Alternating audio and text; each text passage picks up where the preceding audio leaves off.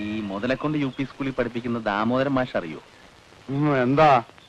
പ്രത്യേകിച്ചൊന്നും ഉണ്ടായിട്ടല്ല, ഒന്ന് കാണാനാ, വെറുതെ. എവിടെ വീട്? എന്റെ വീടോ? ഇതിന്റെ പുറകിൽ തന്നെയാ. അല്ല, ദാമോദരൻ മാസ്റ്റർ വീട്. ദാമോദരൻ മാഷ വീടോ? ഇന്ന് എന്താ ആഴ്ച?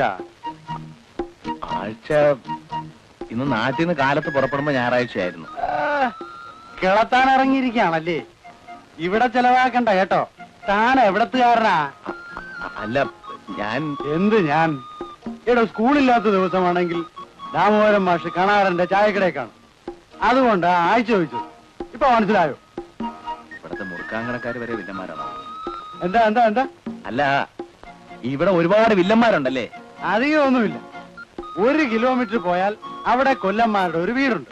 കൊല്ലന്മാരല്ല, വില്ലന്മാര്.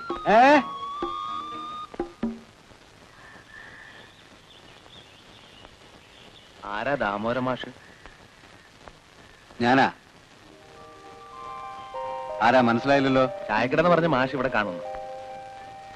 മൂന്നാം മാഷും ഞാനും ഒരുമിച്ചൊരു ട്യൂട്ടോറിയൽ കോളേജിൽ പഠിപ്പിച്ചിരുന്നവരാ. ആ ട്യൂട്ടോറിയൽ ഇതുവരെ പൊളിഞ്ഞില്ലേ? പൊളിഞ്ഞിട്ടില്ല, പക്ഷെ ഉടനെ പൊളിയും. കഴിഞ്ഞ തവണ കണ്ടപ്പോ അമ്മാവനോട് ഞാൻ പ്രത്യേകം പറഞ്ഞിരുന്നു, പരിപാടി നിർത്തിയിട്ട് വല്ല മുറുക്കാങ്കട മറ്റേ തുടങ്ങിക്കോളാൻ. മാഷ് പറഞ്ഞു. അപ്പൊ എന്താ വിശേഷിച്ച്? അത് മൂന്നാം മാഷ് ഒരു കത്ത് തന്നിട്ടുണ്ട്. അയ്യോ, വല്ല അപകടവും? ഒരു കുഴപ്പമില്ല, നമുക്ക് അവിടെ മാറി നിൽക്കാം. നിങ്ങൾ കഴിച്ചോളൂ, എല്ലാം കത്തുകണ്ട.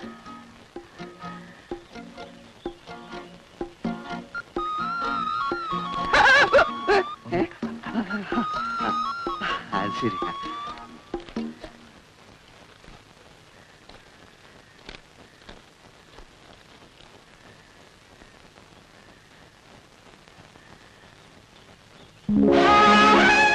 അപ്പോ സാറ് ചാർജ് എടുത്തില്ലേ? എന്നെ സാറൊന്നും വിളിക്കണ്ട. അത് സാറ് പറയരുത്. എന്തായാലും സാറ് എസ് ഐ അല്ലേ? വില്ലന്മാര് കേട്ട പ്രശ്നം ഉണ്ടാവും. ശരി, വന്നാട്ടെ നമുക്ക് വീട്ടിലേക്ക് പോവാം.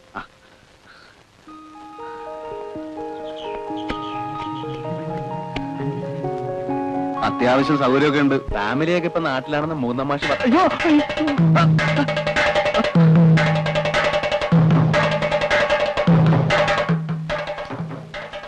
ഞാൻ വിചാരിച്ചു ആളുകൾ എന്നെ പിടിക്കാൻ വരിക. ഇതൊരു വഴിയാ. സാറിന് നല്ല ധൈര്യം ഉണ്ടല്ലേ? അത് ഈ പരിചയമില്ലാത്ത സ്ഥലമായതുകൊണ്ടുള്ള ഒരു ബുദ്ധിമുട്ടാ. അല്ല, ഈ ആളുകൾ ഇപ്പൊ എങ്ങോട്ടാ ഓടുന്നത്?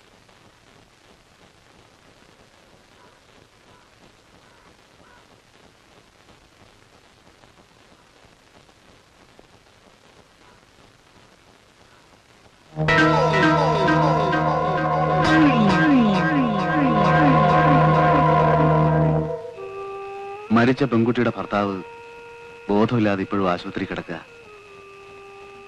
ആരാണ് അയാളെ തല്ലിയതെന്ന് ആർക്കും അറിഞ്ഞൂടാ. അറിയാഞ്ഞിട്ടല്ല, അറിഞ്ഞിട്ട് കാര്യമില്ല. ഇവിടുത്തെ പോലീസിന് ശമ്പളം കൊടുക്കുന്നത് സർക്കാരാണോ അതോ അനന്തൻ നായരാണോ എന്ന് എനിക്കിതുവരെ പിടികിട്ടിട്ടില്ല. അപ്പോ അനന്തൻ നായരെ സോപ്പിട്ട് കൂടിയാ മതിയല്ലേ? ഒന്നും പേടിക്കാനില്ല. അറിയാഞ്ഞിട്ട് ചോദിക്കുക. നാട്ടിലുള്ള അക്രമികളുടെയും കൊലപാതകികളുടെയും പാദസേവ ചെയ്യാൻ വേണ്ടിയാണോ സർക്കാർ സാറിനെ ട്രെയിനിങ് കഴിപ്പിച്ച് ഇങ്ങോട്ട് അയച്ചത്? മാഷേ, മഹാത്മജിയുടെ അഹിംസാ സിദ്ധാന്തത്തിൽ വിശ്വസിച്ചിരുന്ന എന്നെ എല്ലാരും കൂടെ പിടിച്ചു കെട്ടിക്കൊണ്ടേ നിർബന്ധിച്ചായി ഗതിയിലാക്കിയത്. വീട്ടിൽ വിരുന്നുകാർ വരുമ്പോ അമ്മ ചിലപ്പോ കോഴിയെ വെട്ടിക്കൊല്ലാറുണ്ട്. ആ കോഴിച്ചോര കണ്ട ഒരാഴ്ച ഞാൻ പനിച്ചു കിടക്കും. ഓ, എപ്പോഴെങ്കിലും കോഴി ഇറച്ചി തിന്നിട്ടുണ്ടോ? ധാരാളം. അപ്പോ തിന്നുമ്പോ അഹിംസാവാദമില്ലല്ലേ? തിന്നുമ്പോഴും ഉണ്ട്. പക്ഷേ ഇറച്ചി ഇങ്ങനെ മസാലയുടെ കൂടെ വെന്ത് വരുമ്പോ ഉണ്ടാകുന്ന ആ മണം കേൾക്കുമ്പോ അറിയാണ്ട് തിന്നുപോകും. സാറ് കിടക്കാൻ നോക്ക്.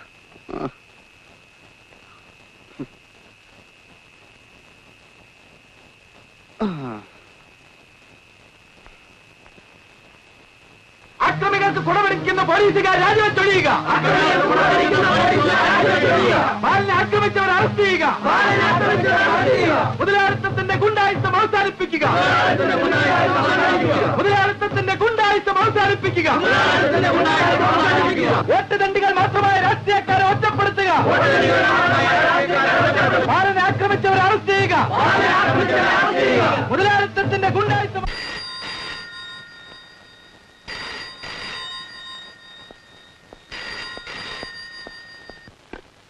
Hello, police station sir. Narayanan sir. പോലീസിനെതിരെ ആ തെണ്ടുകൾ മുദ്രാവാക്യം വിളിക്കുന്നത് 10-25 പേരുണ്ട്. ഇന്നത് നിസ്സാരമായി തള്ളിയാൽ നാളെ അവരുടെ എണ്ണം കൂടിയെന്ന് വരും. ആ, എത്രയും പെട്ടെന്ന് വേണ്ടത് ചെയ്യണം. ശരി. ആ, മുതലാളിത്തത്തിന്റെ ഗുണ്ടായിസം അവസാനിപ്പിക്കുക. ആക്രമിച്ചവർ അറസ്റ്റ് ചെയ്യുക.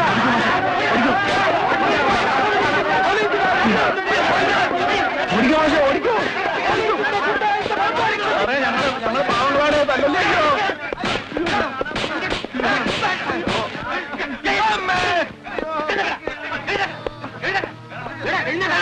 നിന്റെ ഒരു ഓട്ടം, നിന്റെ ഒരു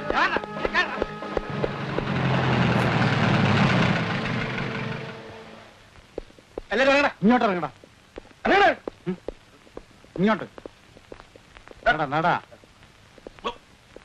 നാടേടാ അങ്ങോട്ട്. ഞങ്ങള് ജാഥ കാണാൻ നിന്നതാ. SI ആണെന്ന് പറയാ, അല്ലെങ്കിൽ ഉറപ്പായിട്ട് വേണോ പറയണോ? ഞാൻ SI ആണ്. എന്താ പുള്ളി SI ആണെന്ന് പറയാ. ഏതാടാ SI? നിഞ്ഞാടാ SI?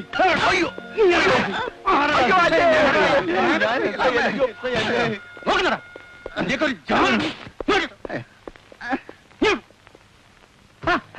എന്തോന്നാ ഇതൊക്കെ? സമാധാനപരമായി മുദ്രാവാക്യം വിളിച്ച് നീങ്ങിയ ജാഥയെ എന്തർത്ഥത്തിലാണ് നിങ്ങൾ ആക്രമിച്ചത്? പോലീസിനെ ഇവർ തെരുവിളിച്ചു. അതിലെന്താ തെറ്റ്? ബാലിനെ ആക്രമിച്ചവരാരും നിങ്ങൾ അന്വേഷിച്ചോ? അവരെ നിങ്ങൾ അറസ്റ്റ് ചെയ്തോ? പാവപ്പെട്ട എന്റെ നാട്ടുകാരുടെ മേൽ കുതിര കയറാൻ പോലീസിനെ ഞാൻ അനുവദിക്കില്ല. ആ, എല്ലാരും വിട്ടേച്ചേക്കണം. സാർ, അത് വിട്ടില്ലെങ്കിൽ കൂടുതൽ പ്രത്യാഘാതങ്ങൾ ഉണ്ടാവും. ഇവരുടെ മേലധികാരികളെ ഞാൻ കാണുന്നുണ്ട്. ഇവിടെ ചാർജ് എടുക്കാനിരുന്ന SIക്ക് ന്യൂമോണിയ ആണെന്ന് കേട്ടു. SI വന്നാലുടൻ വേണ്ട നടപടി എടുക്കാം. ആര് തന്നെ വന്നാലും ഇവിടെ എന്താണ് സംഭവിക്കാന്ന് ഞങ്ങൾക്ക് അറിയാം. എല്ലാരെയും വിടുകയല്ലേ? പോലീസിനെ ചീത്ത വിളിച്ചാലേ കയ്യും കെട്ടി നോക്കിയിരിക്കല്ല. എല്ലാരും പോണം.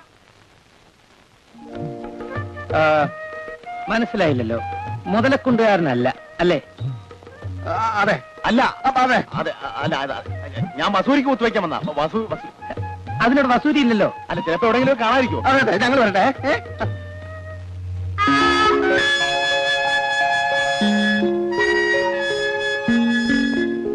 ആളുകളെ ചിന്താക്കുഴപ്പത്തിൽ കൊണ്ടുവന്ന് ചാടിക്കാൻ അനന്തൻ നായരും എടുക്കണ. എതിർക്കുന്നവരെ വശത്താക്കാൻ അനന്തൻ നായരുടെ കയ്യിൽ ഒരുപാട് തന്ത്രങ്ങളുണ്ട്. പക്ഷേ ആളുകൾ ഇനി അടങ്ങിയിരിക്കുമെന്ന് തോന്നുന്നില്ല. ഈ സ്ഥിതിക്ക് ഞാൻ ചാർജ് എടുത്താ ഞാൻ ആപ്പിലായിപ്പോകും.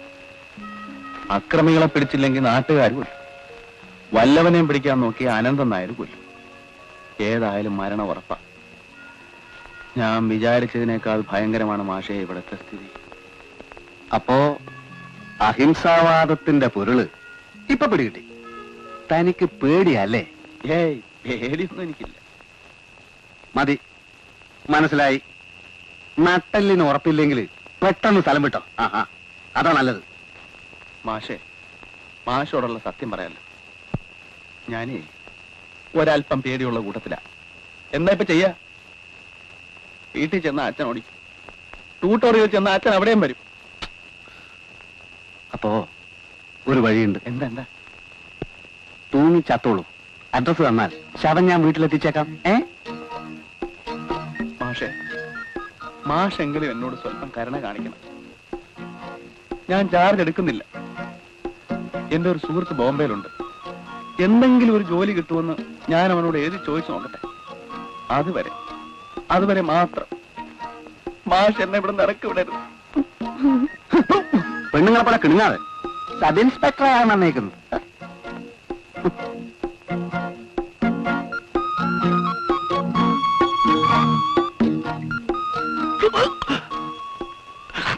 സമുദ്രോപരിതലത്തിലുള്ള ജലത്തിന്റെ ചലനമാണ് തിരമാലകൾ. ഭൂമിയുടെ ഉപരിതലത്തിന്റെ 71% ഭാഗവും ജലത്താൽ ആവൃതമാണ്. ഈ ജലമാണ് സമുദ്രം. തിരമാലകൾ, വേലിയേറ്റം, വേലിയിറക്കം, സമുദ്ര ജലപ്രവാഹങ്ങൾ എന്നിവ മനുഷ്യജീവിതത്തെ വളരെയധികം സ്വാധീനിക്കുന്നു എന്നറിയുമ്പോൾ നിങ്ങൾക്ക് അത്ഭുതം തോന്നിയേക്കാം. ഈ തിരമാലകളാണ്. ആഹാ, ചേച്ചി വിളിച്ചില്ലേണ്ടാ വന്നത്? അതിന് വാസനെ പോലെ ഞാൻ ചെറിയ കുട്ടിയൊന്നുമല്ലല്ലോ. പാമ്പിനും തേങ്ങൊന്നും അറിയില്ലല്ലോ. ചേച്ചി വലിയ ആളാണെന്ന്. നീ ഒരു മിടുക്കനായ മട്ടുണ്ട്. അച്ഛനെവിടെ? ആരാ വാസുദേവ അവിടെ? ഞാനും അച്ഛ. ദേവയാനിയോ? എന്താ എന്താ മോളെ ഈ രാത്രിയില്? ബസ് കേടായി വഴി കിടന്നു. അല്ല, വരുമെന്ന് എഴുതിയിരുന്നില്ലല്ലോ. വരാതിരിക്കാൻ പറ്റാതായി. ട്യൂട്ടോറിയൽ എന്നേക്കുമായി അടച്ചുപൂട്ടി. സന്തോഷമുള്ള കാര്യമല്ലേ എഴുതിയറിയിക്കേണ്ടു. മറ്റെവിടെങ്കിലും ഒരു ജോലി തരാവോന്ന് നോക്കി. ശരിയായില്ല. അച്ഛൻ അസുഖമൊന്നുമില്ലല്ലോ. അപ്പോ ചേച്ചിന് തിരിച്ചുമില്ല അല്ലേ? ഇല്ല.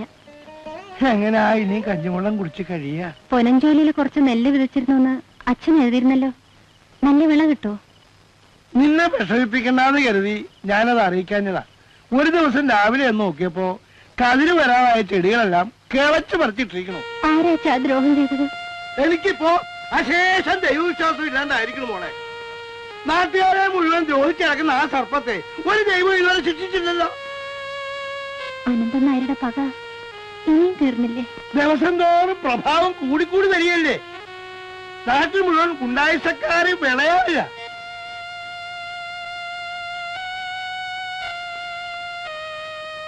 ആ, ഞാൻ ചോദിക്കാൻ വിട്ടു. എന്റെ കൂടെ പഠിപ്പിച്ചിരുന്നൊരു മാഷ് ഇവിടെ എസ് ആയി വന്നിട്ടുണ്ടെന്നറിഞ്ഞു. അച്ഛൻ കണ്ടോ? ഇവിടെ അങ്ങനെ ഒരാളും ഇല്ല. അച്ഛൻ അറിയാഞ്ഞിട്ടാവും അദ്ദേഹം തന്നെ ഇവിടുത്തെ എസ് ആയി. ആവോ, എന്നോടാരും പറഞ്ഞില്ല. മോള് പോയി കുളിച്ചോളൂ. ഇവിടെ വെള്ളത്തിന് മാത്രമേ ക്ഷാമമില്ലാതുള്ളൂ.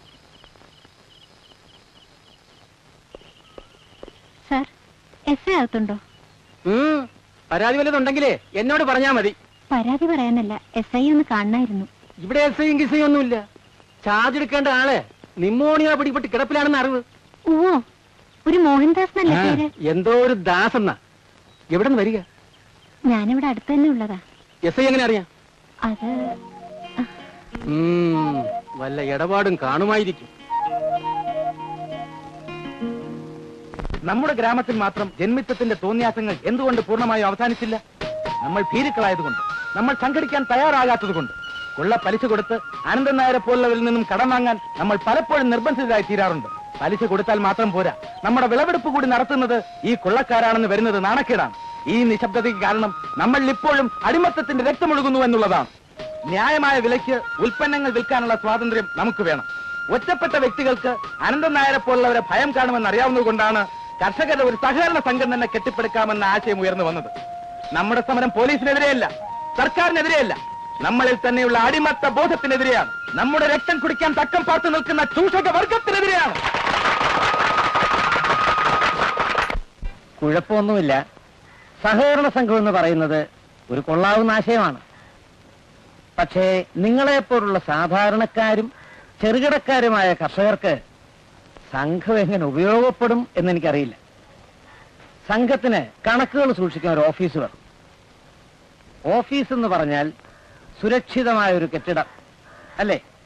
ഇതിനൊക്കെയുള്ള പണം ആരുണ്ടാക്കും? പറയൂ കുഞ്ഞിരാമൻ നായരെ, എവിടുന്നുണ്ടാക്കും? നിങ്ങൾ രാപ്പകൽ കഷ്ടപ്പെട്ട് വിയർപ്പൊഴിക്കുണ്ടാക്കിയ പണമല്ലേ ഇതിനൊക്കെ ഉപയോഗിക്കാൻ പറ്റൂ? പിന്നല്ല ദൈവം കൊണ്ട് തരുമോ? അവര് പറയുന്നത് എന്തു പറയുന്നു? ആദ്യമൊക്കെ കുറച്ച് പ്രയാസങ്ങൾ ഉണ്ടായാലും പിന്നെ ലക്ഷങ്ങൾ വരുമെന്നാണോ കുഞ്ഞിരാമൻ നായർക്ക് അറിയാവോ? ഈ സഹകരണ സംഘത്തിലുള്ള അഴിമതി പോലെ മറ്റൊരു രംഗത്തുമില്ല. വെയിലും മഴയും കൊള്ളാതെ ഇസ്ത്രി ഇട്ട ഷർട്ട് ഇട്ട് ഓഫീസിൽ കുത്തിരും സൂഹിക്കാൻ വേണ്ടിട്ടാ അവന്മാർ ഈ സംഘം കിട്ടുന്നൊക്കെ പറയുന്നത്. വേറൊരു കാര്യം പറയട്ടെ. എന്തെങ്കിലും കൃഷി ആവശ്യത്തിന് നിങ്ങൾ തന്നെ ഉണ്ടാക്കിയ നിങ്ങളുടെ ഈ സംഘത്തിൽ നിന്ന് കുറച്ച് രൂപ കടം വാങ്ങുന്നു എന്ന് വിചാരിക്കുക. നിങ്ങളുടെ വയലോ മലയോ ഈട് കൊടുക്കണം. പലിശ എത്രയാന്നാ? സാക്ഷികൾ എത്രയാന്നാ? ഇനി ഈ കടം തിരിച്ചടയ്ക്കാൻ അല്പം വൈകിയാലോ സ്ഥലം പോയത് തന്നെ. അപ്പ വരും പോലീസും പട്ടാളവും ജപ്തി ചെയ്യാൻ. ഇനിയൊക്കെ നിങ്ങളുടെ ഇഷ്ടം.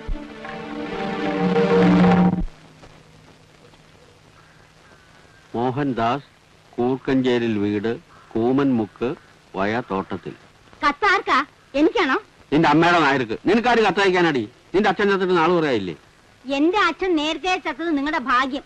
അല്ലെങ്കിലേ അങ്ങേര് നേരത്തെ നിങ്ങളെ തല്ലി കൊന്നേനെ. ഒരു വെട്ടി അമ്മച്ചെന്നാണല്ലോ പണിയകത്ത്. ഓ, നിങ്ങൾക്ക് എന്തും പറയാം, എനിക്ക് മിണ്ടിക്കൂടാ. പോലീസ് പണി വിട്ടാലെങ്കിൽ നേരെയാവുന്ന് വിചാരിച്ചു. എവിടെ? ദേവയാനി, കളർകോട് മന, മുതലക്കുണ്ട്. മുതലക്കുണ്ടിൽ ഒരു പെണ്ണും കൂടി കത്തയക്കും. ആര് കത്തയച്ചെന്നാ?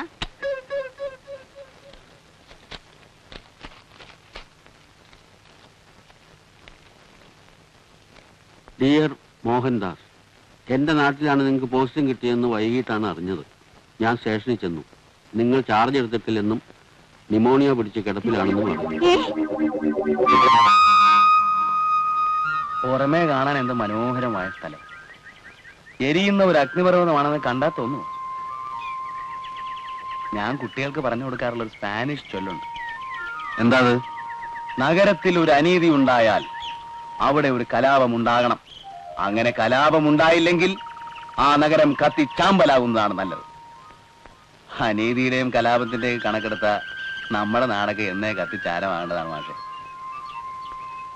തന്നെ പോലുള്ള പ്രാസംഗികരാണ് ഈ നാട്ടിന്റെ ഏറ്റവും വലിയ ശാപം. മാഷെ, മനസ്സുകൊണ്ട് ഞാൻ ഈ മനസ്സ് തന്റെ ഇടമില്ലാത്തൊരുത്തന്റെ മനസ്സ് ആർക്ക് വേണടോ?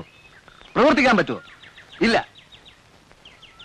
നമ്മുടെ നാട് മാത്രമല്ല, പഠിച്ചിട്ടില്ലേ, പണവും അധികാരവും അസന്തുലിതമായിരിക്കുന്ന ഏതൊരു സമൂഹവും ക്രൂരമാണ്.